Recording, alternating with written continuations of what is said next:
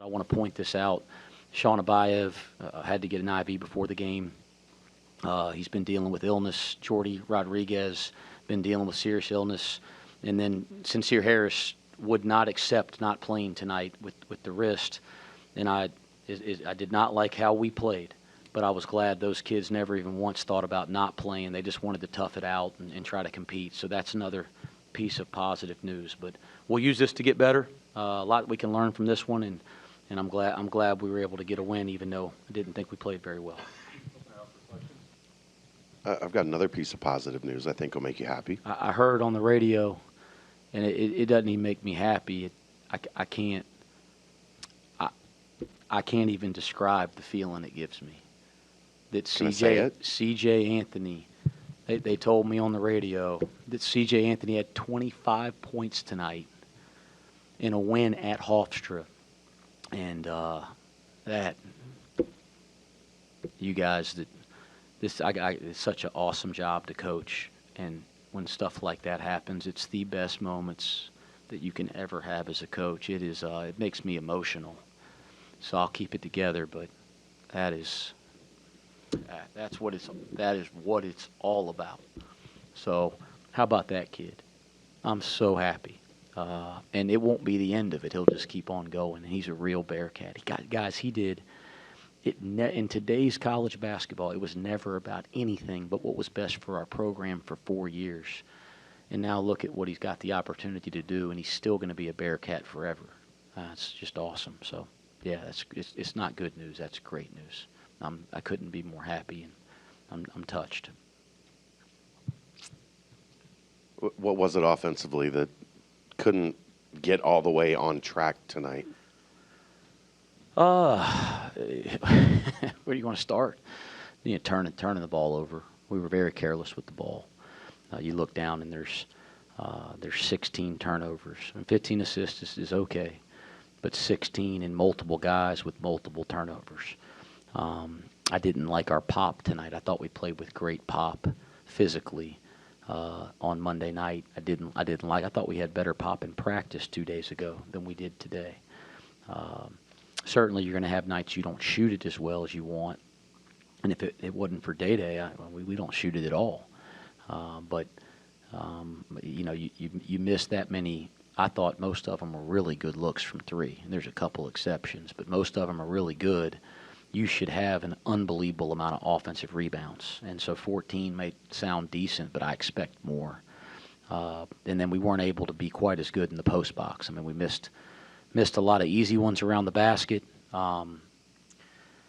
Free throw line, I haven't quite had a chance to study it yet, but 65% from the free throw line, so you're leaving quite a few out there. I mean, there was a lot that wasn't quite as good as it needed to be offensively. You guys got off to a slow start. That second group comes in and sparks that 13-0 run. How much of a help is that, having that type of depth when your starters kind of got off to a slow start at both ends of the court? Yeah, I didn't think we utilized our depth well enough tonight. I looked down at the minutes, and there's Halveen should have played. I told the team in there I should have had him in there. We got to get everybody up to speed, so our depth is a factor for 40 minutes. But I thought early in the game they gave us a huge lift, the second unit that came off the bench.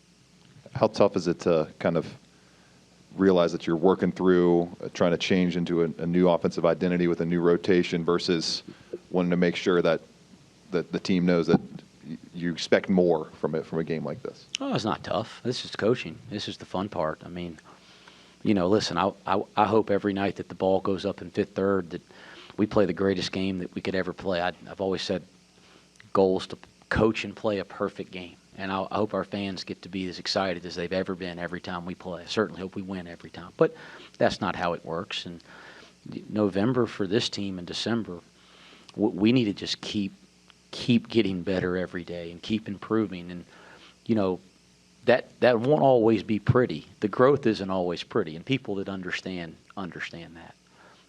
We know there's going to be some nights we don't play great. I'm glad we didn't play well and we won the dang game. I mean, that's a good thing. But no, the goal is that in January and February we're not having those kind of nights, for sure. I know you want this to be your fastest team.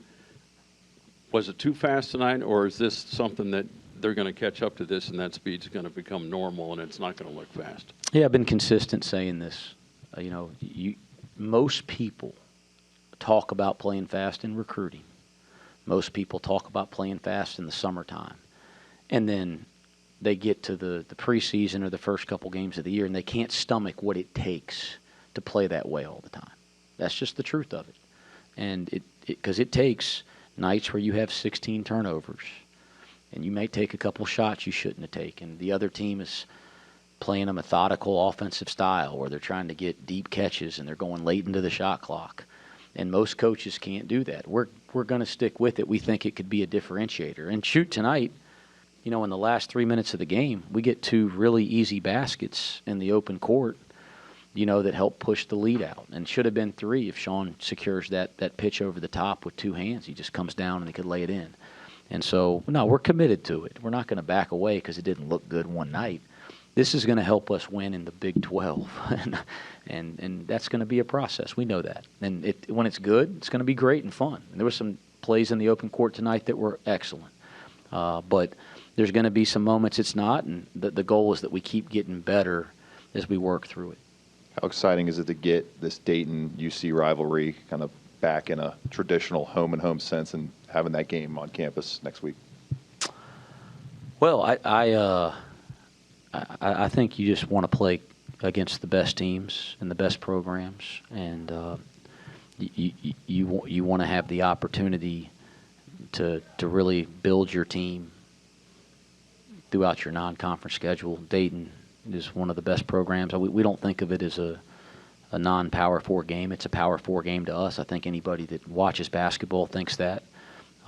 There's so many good basketball programs in the driving radius of Cincinnati. We should all be playing each other. That's more fun for the fans. The environments are better. And so excited to get this going with Dayton.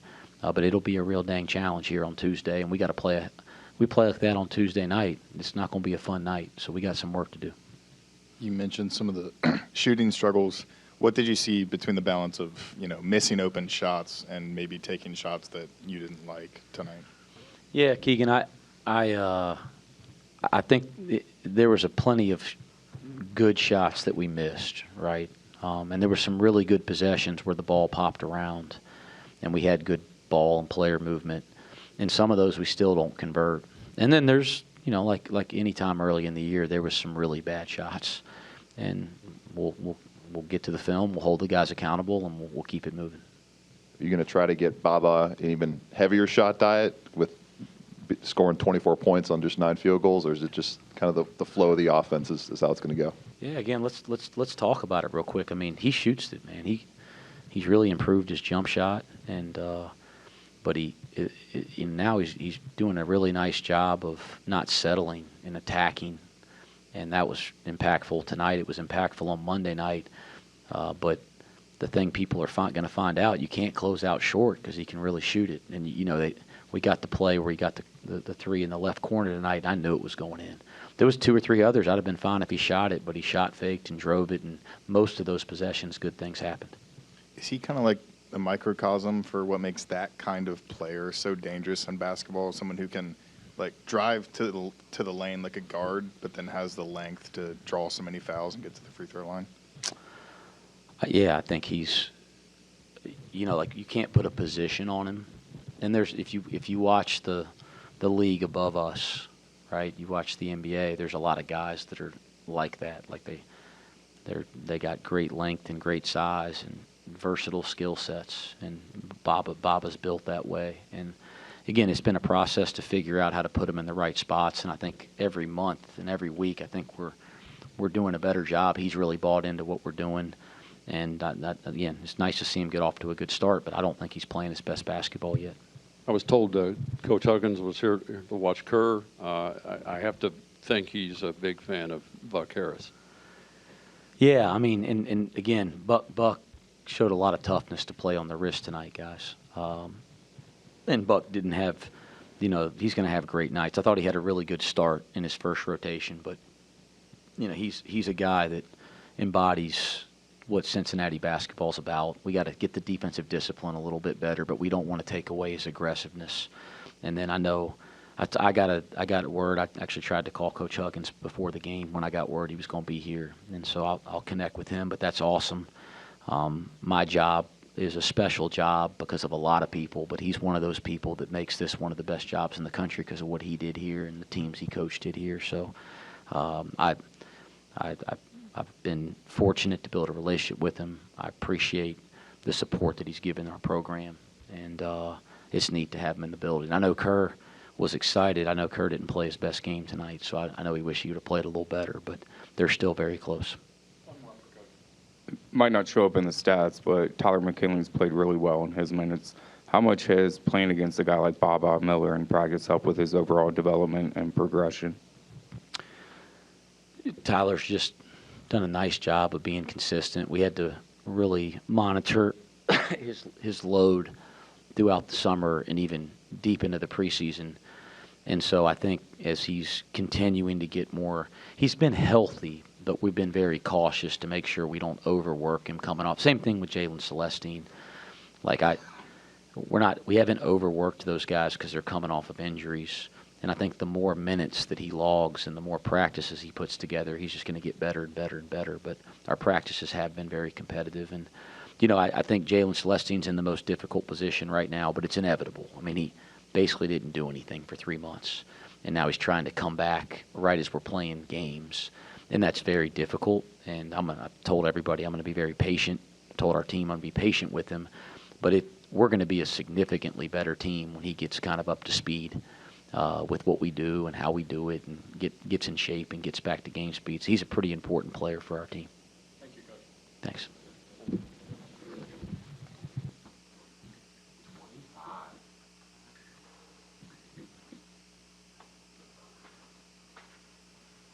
Baba, looks like you're feeling comfortable pretty quick out there.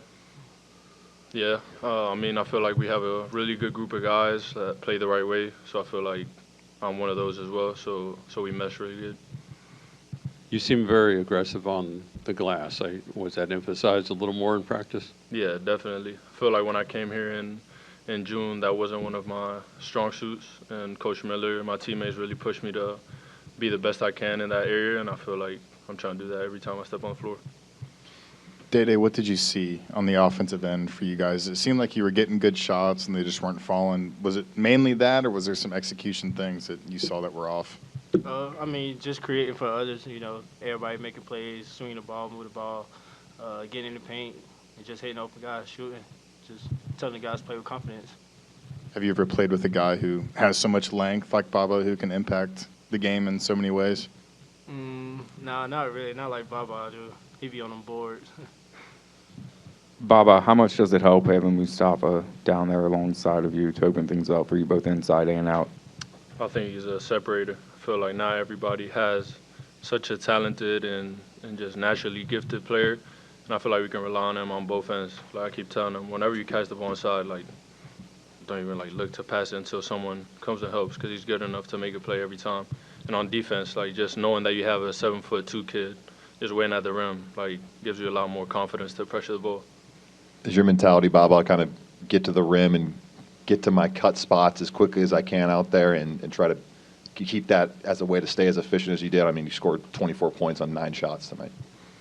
Yeah, I feel like just doing my role as hard as I can or as efficient as I can helps me, but also helps the team. I feel like me running hard, cutting hard doesn't just get me shots, but also my teammates. So that's something that I definitely try to do every night. Daddy, you made 4 threes. Some of the guys weren't as successful.